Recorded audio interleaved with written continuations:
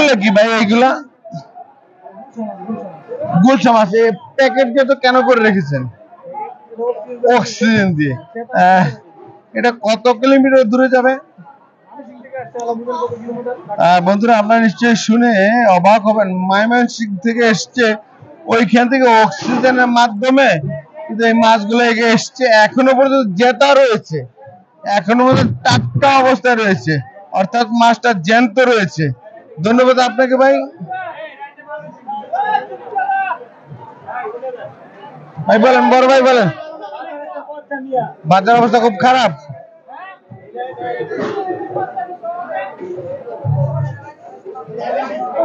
একজন সাধারণ মাছ বিক্রেতার কথা শুনছি, বলুন আপনার কথা বলুন, সত্যি বলবেন। 400 টাকা নেই কেন? 400 টাকা বাজার খারাপ, পাবলিক নাই। এটা কি রমজান উপলক্ষে না রমজান ছাড়া? মানুষের কাছে টাকা নাই, তো টাকা নাই, পয়সা নাই। আপনারা একটি সত্যি কথা শুনলেন, ওনার মতো সবাই কিন্তু মানুষের কাছে আসলে টাকা পয়সা নেই, সেই জিনিসটাকে কেন্দ্র করে তারা অনেক কিছু নিয়ে আসার চেষ্টা করছে। এখন তাদের এইগুলো তো পচে যাবে সেটা চাচ্ছে না, তারা তাদের দিয়ে দিতে, লস হোক তাতেও দিয়ে দিত।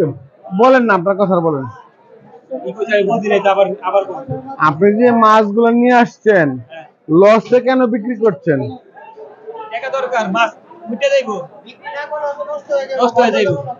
আপনাদের এই মাছগুলো তো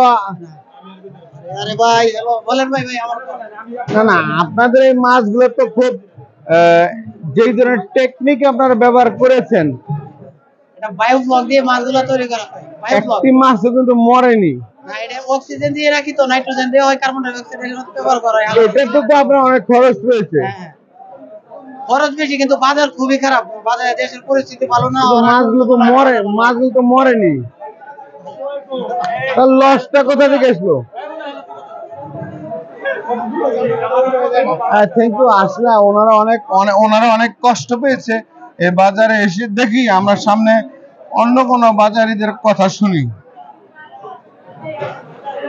আপনাকে এই যে প্যাকেট জাতীয় যে ব্যাগগুলো দেখছেন, প্রত্যেকটির ভিতরেই কিন্তু প্যাকেট করা অবস্থা রয়েছে, সেই মাছগুলো এখানে রয়েছে। আমরা একটু এদিকে নিব, এত সাউন্ড চলছে। আসলে বাজারের পরিস্থিতি এই মুহূর্তে খুবই খারাপ, খুবই খারাপ। একজন ভাই আমাদেরকে ডেকেছে, আপনার কাছে কি জানতে চাইবো, আসলে আপনি